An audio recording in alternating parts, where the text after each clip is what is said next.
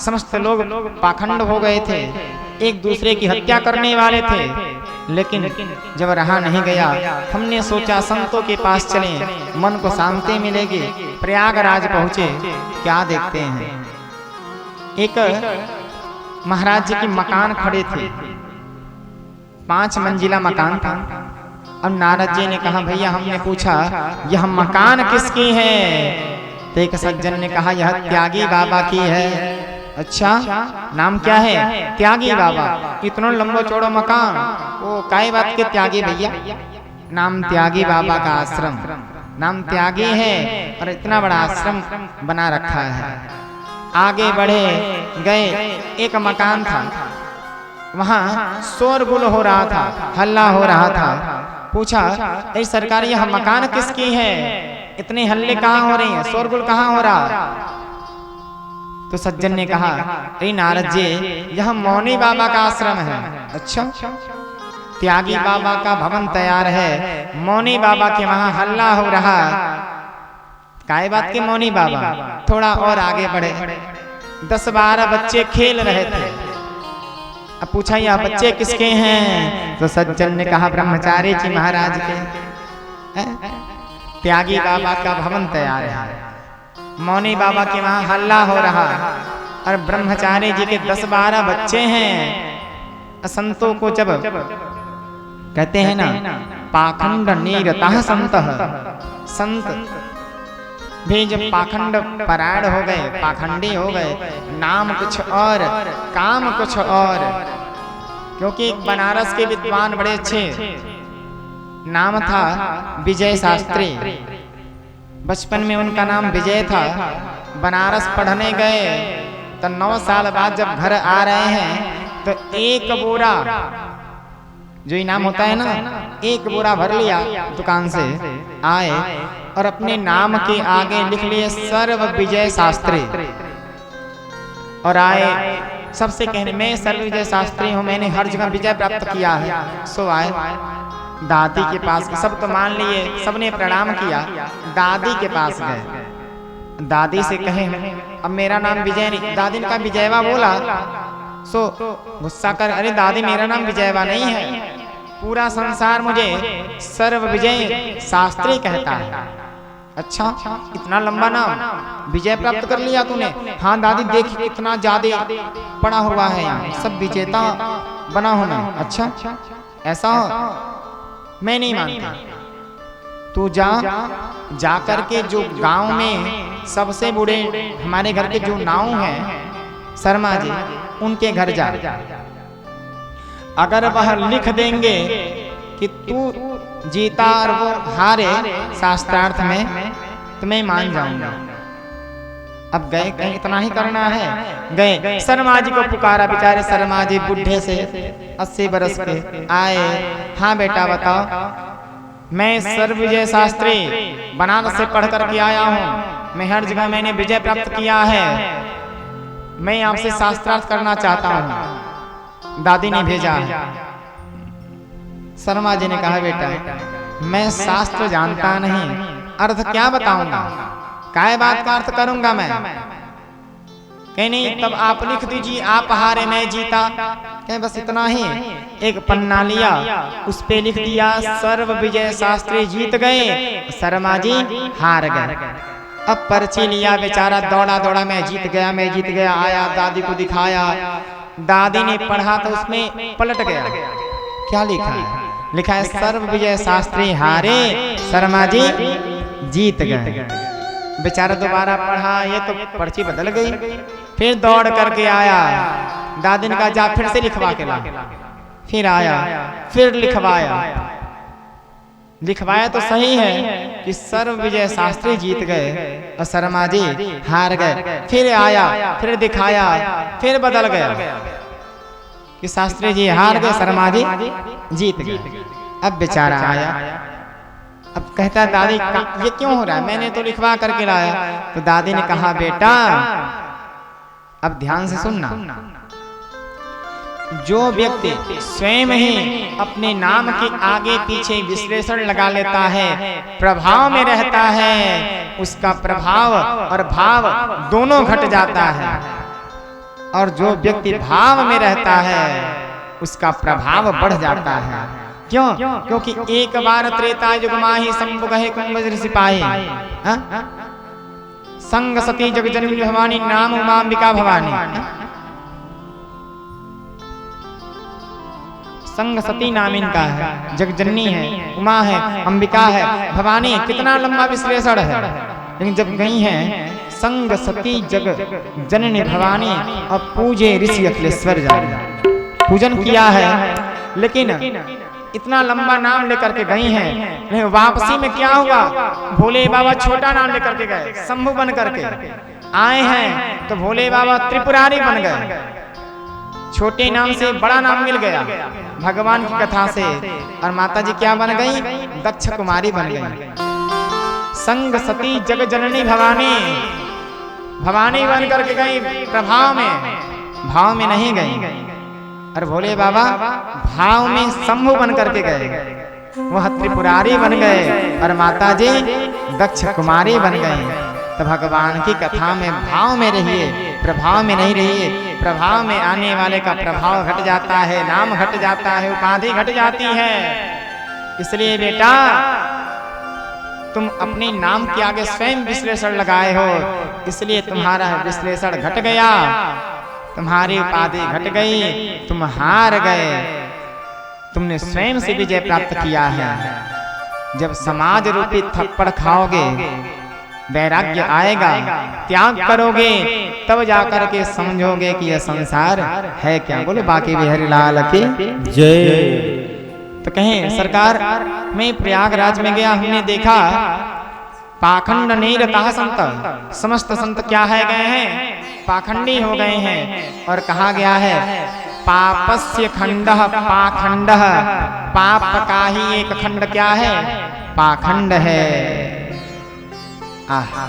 संतों का परम लक्ष्य है तपस्या, भगवान की सेवा। और संत ही जब पाखंड हो जाए तो कहाँ संसार जीवित रहेगा? रह पाएगा? नहीं रह पाएगा। तो कथा मात्रै का जीविनः। सो नारद जी ने कहा भैया मैं घूमता घूमता वृंदावन में आया, वृंदावन में हमने क्या देखा? एक देवी बैठ करके रो रही है, और कोई महिला बैठ करके रोए ना तो पड़ोस वाली माता जी नहीं पूछती हैं बहन क्यों रो रही है, आएंगे पास में बैठ करके रोना शुरू कर देंगे। दूसरी पड़ोस वाली यानी 10-12 महिलाएं आकर के रोना प्रारंभ कर देंगी, सब रोएंगे। और 1 घंटे बाद पूछेंगे अरे बहन क्या हुआ था, क्यों रो रही थी? सो एक देवी रो रहे थे, 10-12 महिलाएं को घेर करके वो भी रो रहे थे। नारद जी आए, आकर के नारद जी ने देखा, तो सोच रही आखिर यह महिला है कौन, आखिर रो क्यों रही है, क्या कारण है?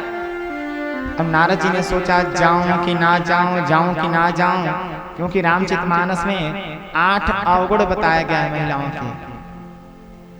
तो महिलाओं के झमेले में पड़ना नहीं चाहिए। संत थे, डर रहे थे। जैसे वापस जाने लगे वैसे उस देवी की नजर गई और देवी ने बोल दिया भो भो साधो क्षणं तिष्ठ मत चिंतामपि नाशय। हे साधो, हे महाराज कहाँ भागे भागे जा रहे हो?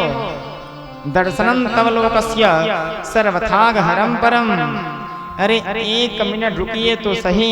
अरे आप जैसे संतों के दर्शन मात्र से व्यक्ति का समस्त पाप समस्त दुख दूर हो जाता है। वो साधु क्षणं तिष्ठ, 1 मिनट रुको तो सही। अरे जब जन्म जन्मांतरों के पुण्य इकट्ठा होते हैं तब जाकर के संत का दर्शन होता है। आप भगे कहाँ जा रहे हो, कृपा करके आप ठहरो। तो नारद जी रुके और नारद जी ने पूछा कासित्वम देवी आप कौन हैं? का बिमो, यह 2 बुढ़े जो हैं पड़े हैं ये कौन हैं? और काय माहा, यह जो देवियां हैं ये कौन है, कृपा करके बताओ। फिर कहते हैं वंद देवी सविस्तारं स्वस्य दुख से कारणम, हे देवी तुम्हारे दुख का क्या कारण है, कृपा करके हमें बतलाओ। तो कहती हैं महाराज अहम भक्तिरिति ख्याता इमौ मे तनयो मतो ज्ञान वैराग्य नामानो काल योगी नजर जरो। मेरा नाम सरकार भक्ति है। हाँ, मैं भक्ति नाम से इस संसार में विख्यात हूँ। यह दोनों जो बुढ़े हैं ये मेरे बालक हैं। एक का नाम ज्ञान है और एक का नाम वैराग्य है। अब नारद जी ने देखा, कहा माँ 16 वर्ष के युवती और बेटे 80-80 वर्ष के बुढ़े हैं गए, क्या लीला है, आखिर में ऐसा कैसे हुआ। तो भक्ति महारानी ने कहा सरकार मैं दक्षिण में जन्म ले, पश्चिम में पड़े बड़े, उत्तर में बड़ा सम्मान हुआ, पूर्व में भी सम्मान हुआ और कई स्थानों पे मैं बड़े पूजी गई। ज्ञान वैराग्य नहीं पूजे गए, कहीं ज्ञान वैराग्य पूजे गए, कहीं मैं नहीं पूजी गई। हर जगह पाखंड था और मैं जैसे ही वृंदावनम पुनः प्राप्य नवीनेव स्वरूपिणी, मैं जैसे हर जगह भ्रमण करते हुए वृंदावन को आई। एक बात बता दूं, अब यह 9 दिन के लिए मंडप क्या हो गया है, वृंदावन बन गया है। हम सभी कहाँ बैठे हैं, भगवान की कमर में बैठे हैं। अब कमर में बैठ करके वृंदारूपी वृक्ष की छाया के नीचे बैठे हैं। तो अब यह पूर्वी त्रिवेणी टोला नहीं रह गया है, रुद्रकुंड नहीं रह गया है, ये वृंदावन बन चुका है। बोलो वृंदावन धाम की जय। तो कहती हैं अरे सरकार मैं जैसे वृंदावन को आई तो मैं 9 यौवना हो गई, 16 वर्ष की युवती बन गई, युवा हो गई। और मेरे यह दोनों बेटे वृंदावन में आते बुढ़े हो गए। अगर मेरे दुख को आपने दूर नहीं किया तो मैं बता दूं आपको, इदं स्थानम परित्यज्य विदेशो गम्यते मया, मैं भारत को छोड़ करके विदेश चली जाऊंगी। अगर मेरे बेटे सही नहीं हुए, संसार में कौन पूजेगा। माँ जवान है, बेटे बुढ़े हो गए, कौन विश्वास करेगा। तो आप हमारे दुख को दूर कीजिए, नहीं तो मैं विदेशे गम्यते मया, मैं विदेश को चली जाऊंगी। नारद जी ने हाथ जोड़ा, अरे देवी एक तो भक्ति है, लोग ज्ञान भूल चुके हैं, वैराग्य समाप्त हो चुका है, केवल भक्ति है। आप भी चली जाओगे तो संत पूरे पाखंडी हो जाएंगे, थोड़ा सा भी भक्ति नहीं करेंगे। और ज्ञान वैराग्य और भक्ति यह तीनों एक दूसरे के पूरक हैं, एक दूसरे के बिना नहीं रह सकते, कदापि नहीं। यह शरीर क्या है, ध्यान दीजिएगा, सूत्र है। शरीर क्या है, मिट्टी है। मिट्टी रूपी शरीर में भाव रूपी हल चलाया जाता है, चलता है ना, तब जाकर के ज्ञान रूपी धान तैयार होता है। और ज्ञान रूपी धान को वैराग्य रूपी समाज का थप्पड़ खाना पड़ता है, तब जाकर के चावल बनता है इसी शरीर का। और चावल तो सुंदर दिखता है लेकिन खाने लायक नहीं है। वैरागी सुंदर तो होता है, मस्तक पे तेज तो होता है, लेकिन वैरागी को संभाला नहीं जा सकता। जब उस वैरागी के अंदर, उस चावल के अंदर नरमता आती है, उस चावल को जल में भिगोया जाता है और तप रूपी अग्नि से इस शरीर रूपी चावल को जब वह तपाता है तो सुंदर नरम भक्त रूपी भात बन जाता है, तब भगवान का दर्शन होता है। जिस प्रकार से दूध में घी है दिखाई देता है, नहीं ना? इस शरीर में, इस संसार में ठाकुर जी हैं, दिखाई नहीं देते, लेकिन है तो ऐसा नहीं कह सकते दूध में घी नहीं है, दूध में मक्खन नहीं है, दूध से दही नहीं है। लेकिन अब दूध को टच करो, निकालो, घी देखो, दिखेगा? नहीं दिखेगा। दूध को पकाओ, तपाओ, तपेगा, दही बनेगा। दही को मथो, मथने के बाद क्या होगा? मक्खन ऊपर आ जाएगा, बाकी नीचे मक्खन ऊपर, मक्खन ऊपर दिखने लगेगा। तो वैराग्य आते मस्तक पे तेज दिखेगा, ये वैरागी है। लेकिन जब तक उस मक्खन रूपी वैराग्य को तपाओगे नहीं, तब तक घी रूपी भगवान नहीं निकलने वाले। तो तपाना पड़ता है। बोलो प्रेम से श्री राधे श्याम।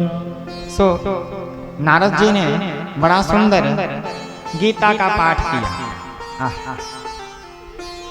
कई बार गीता का पाठ, सैकड़ों बार किया, कोई लाभ नहीं। गीता का पाठ सुनते ज्ञान वैराग्य उठ के खड़े हो जाते, पाठ समाप्त होते फिर गिर जाते। वेद सुनाया, 17 पुराण सुना लिए, अभी 18वां बाकी था। 4 वेद, 6 शास्त्र, 17 पुराण सुनाया, गीता सुनाई, सब सुनाया, लेकिन लाभ नहीं मिला। अरे भैया, मैंने सब कुछ सुनाया लेकिन कोई लाभ नहीं मिला। तब चारों भैया ने कहा, अरे नारद जी, आपने जड़ बताया, वृक्ष बताया, डालियां बताई, पत्ते गिनवाए, लेकिन फल को नहीं दिखाया। तो क्या जड़, आम के जड़ को खाया जाए, आम का स्वाद मिलेगा? आम के जो वृक्ष है उसके छिलके को नोच के खाया जाए, स्वाद मिलेगा? नहीं मिलेगा। वृक्ष के छिलके से नहीं मिलेगा।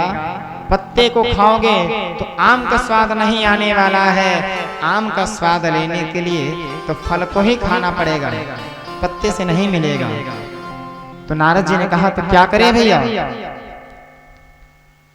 तो चारों भैया कहते हैं, एक काम करो, श्रीमद् भागवती वार्ता सप्ताह वाचन करो।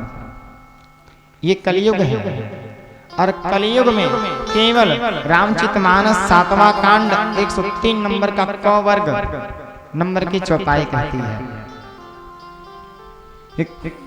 कलयुग केवल हरि गुण गावत नर वहीं भवथा। कलयुग में केवल हरि का गुणगान ही करना एकमात्र साधन है। तुमने नारद जी सब सुनाया, भगवान हरि का गुणगान नहीं किया, इसलिए कुछ नहीं हुआ। तो नारद जी ने कहा, सरकार, वेदों का ही सार है, पुराणों का ही सार है भागवत, तो भागवत से हो जाएगा। कहें हाँ, वेद क्या है? जड़ है। पुराण क्या है? डालियां हैं। शास्त्र क्या है?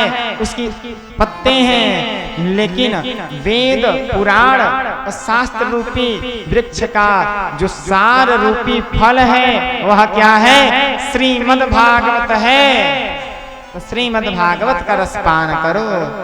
अब नारद जी जब तक गाय दुई जाती है ना, उतने समय रुकते हैं। तो आखिर नारद जी ने कथा कैसे सुनी? और चारों भैया बद्रीनाथ को छोड़ करके कहीं जाते नहीं।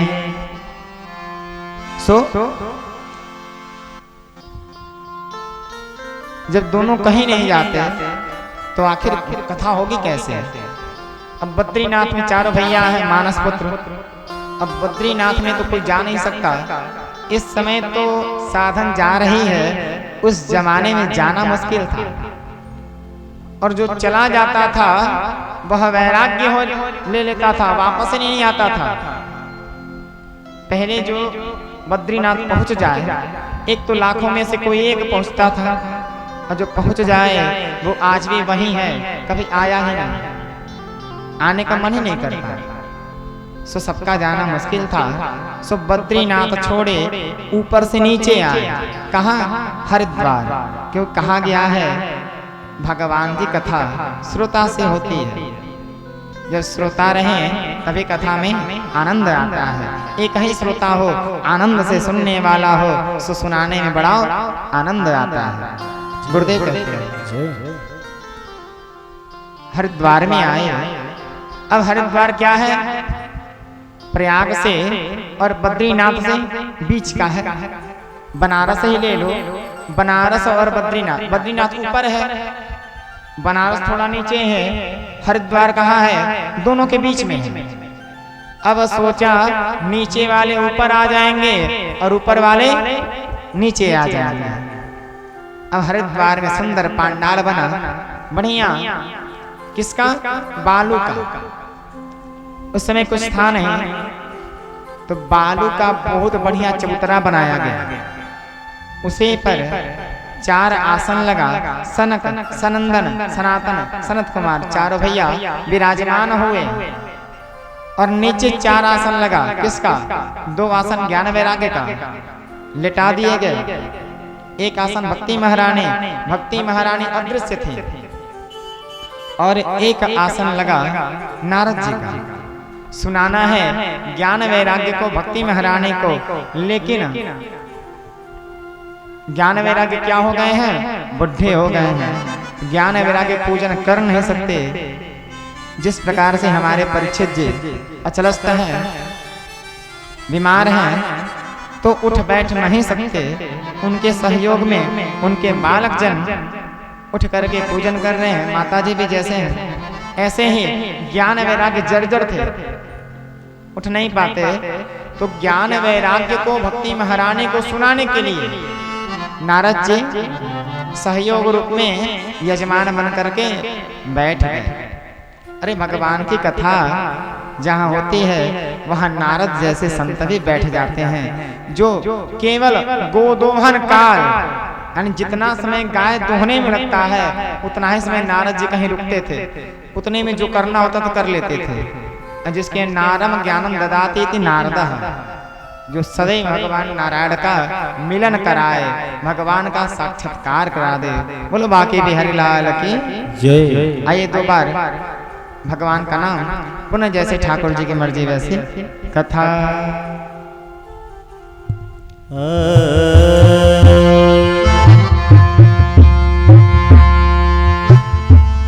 जीवन है तेरे हवाले मुरलिया वाले, जीवन है तेरे हवाले मुरलिया वाले, जीवन है तेरे हवाले मुरलिया वाले, हमारा जीवन है तेरे हवाले मुरलिया वाले, जीवन है तेरे हवाले मुरलिया वाले, बांके मुरलिया वाले, प्यारे मुरलिया वाले, मुरलिया वाले, मुरलिया वाले, जीवन है तेरे हवाले मुरलिया वाले, जीवन है तेरे हवाले मुरलिया वाले, हमारा जीवन है तेरे हवाले मुरलिया वाले, जीवन है तेरे हवाले मुरलिया वाले।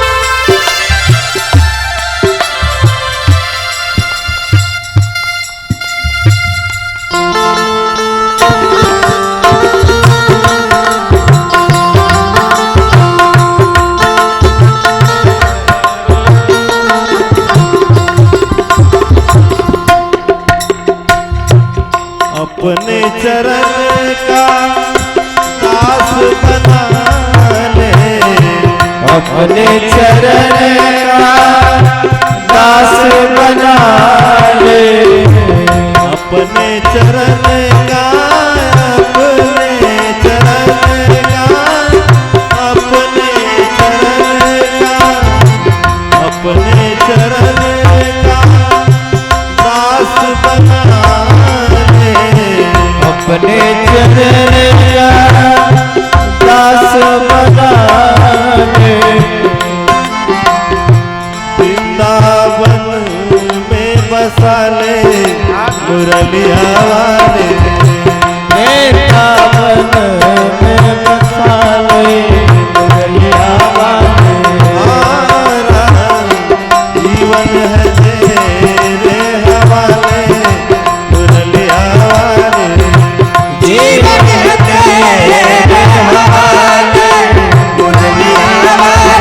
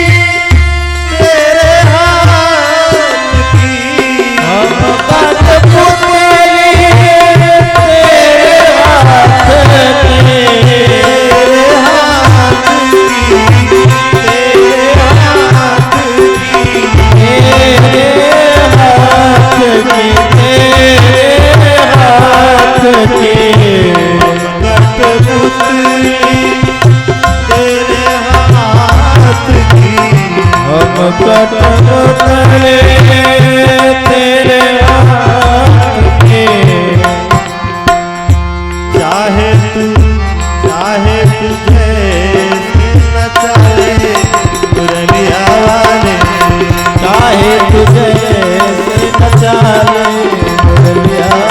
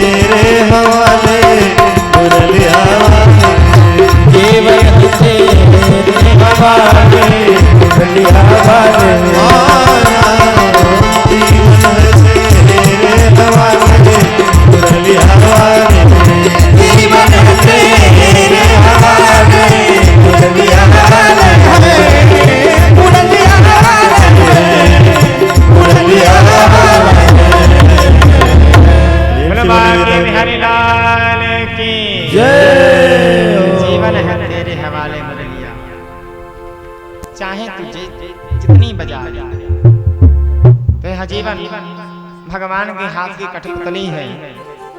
कहते हैं जीवन मुक्त ब्रह्म पर चरित सुनहि तज ध्यान। महात्मा लोग ध्यान समाधि आदि छोड़ करके कहाँ हरिद्वार में आ गए। जो ध्यान में थे वो भी दौड़े दौड़े पागल बन करके चले आए।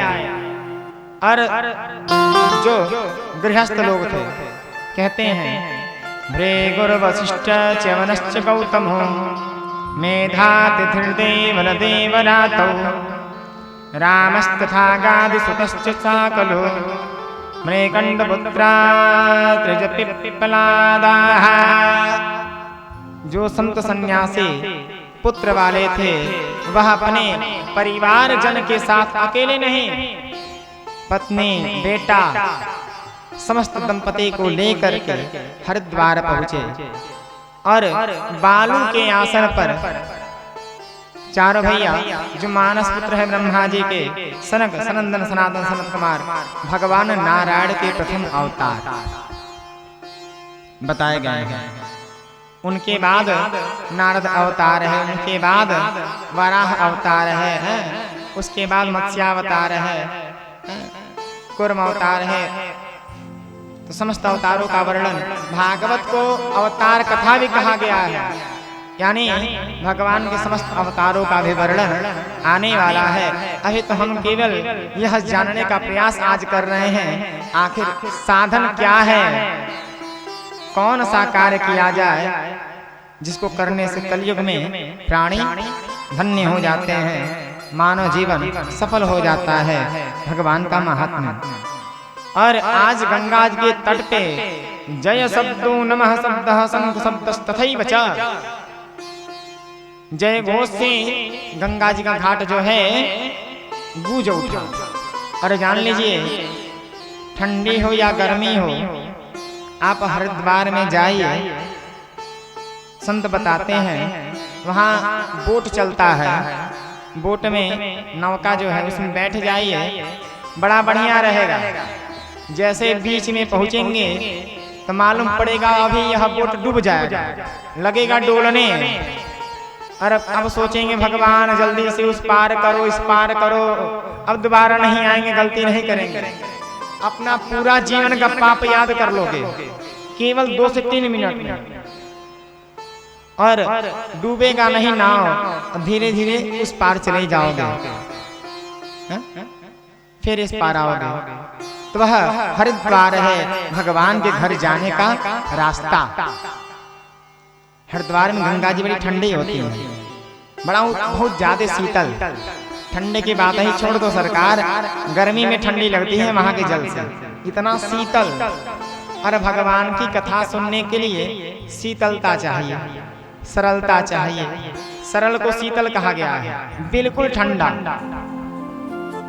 मुर्दे के समान अनभिज्ञ बन करके।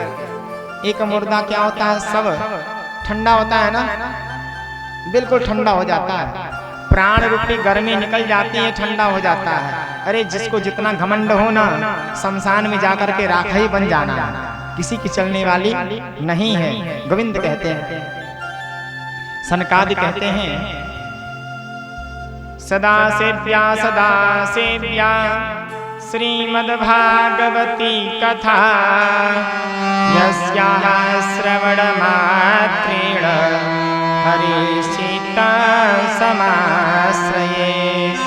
सनकादि कहते हैं भगवान की कथा सदैव श्रवण करने योग्य है, सुनने योग्य है। इसके श्रवण मात्र से चित्त में हरि चिपक जाते हैं। जैसे चुम्बक है ना, चुम्बक चिपकता है ना लोहे में, वैसे हरि इस लोहे रूपी शरीर में हरि रूपी चुम्बक आकर के चिपक जाता है।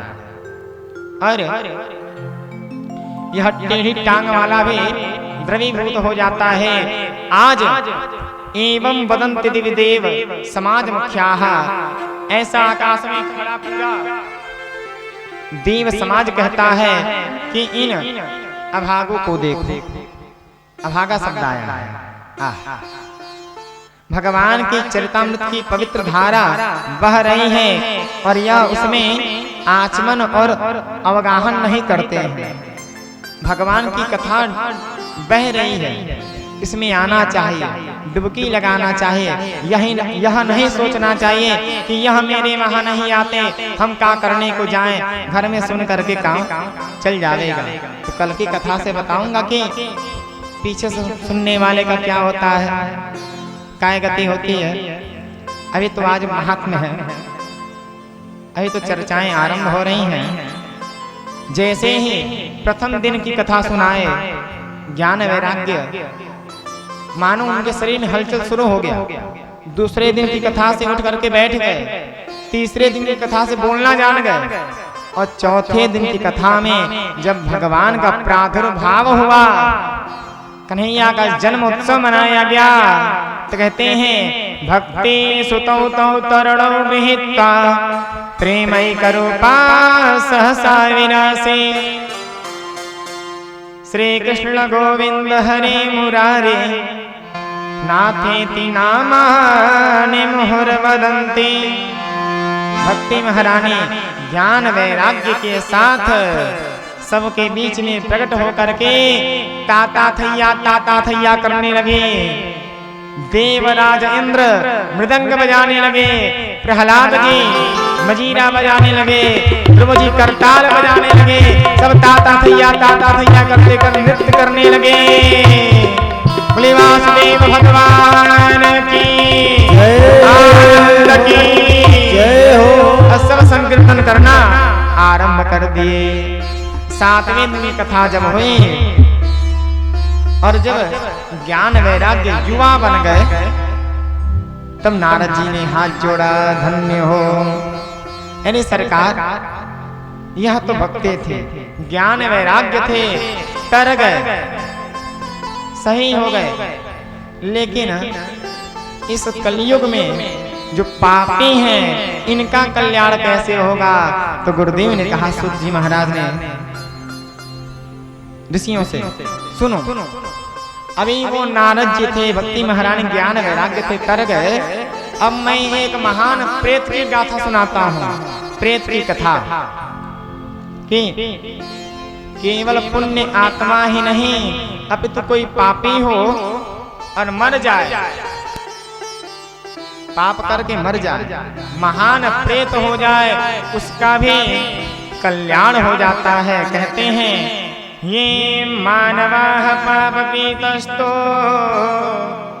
सर्वदा सदा दुराचार रता विमार्गगाः। नारद जी बोले, वाह महाराज, गजब कर दियो आपने, जीते जी की बात छोड़ दो, आपने तो मरने के बाद में उद्धार बता दिया भागवत से। अब देखिए, दो वक्ता हैं, एक वक्ता सूत जी महाराज सौनक आदि 88,000 ऋषियों सुना रहे हैं, उसके बाद दूसरे वक्ता मानस पुत्र सनक सनंदन सनातन सनत कुमार नारद जी को सुना रहे हैं। यही प्रश्न नारद जी ने पूछा, अरे सरकार, आपने जीते जी की बात छोड़ दो, मरने के बाद भी अगर कोई पापी है उसके नाम से भागवत कर दिया जाए, सुना दिया जाए तो तर जाता है। और प्रणाम किया, आपने तो गजब कर दियो। सनकादियों ने भी सूत जी को प्रणाम किया और कहा, सरकार कृपा करके सुनावे। सूत जी महाराज कहते हैं, सुनिए, मैं एक प्राचीन इतिहास बताने जा रहा हूं। अत्र ते कीर्तयिष्याम इतिहासं पुरातनम् यस्य श्रवणमात्रेण पापहानि प्रजायते। हे ऋषियों, ये इतना सुंदर भगवान की मंगलमयी कथा है कि इसके सुनने से समस्त पाप दूर हो जाते हैं। तुंगभद्रा नदी के किनारे एक गांव में एक पंडित जी रहा करते थे, जिनका नाम पंडित आत्मदेव शर्मा था।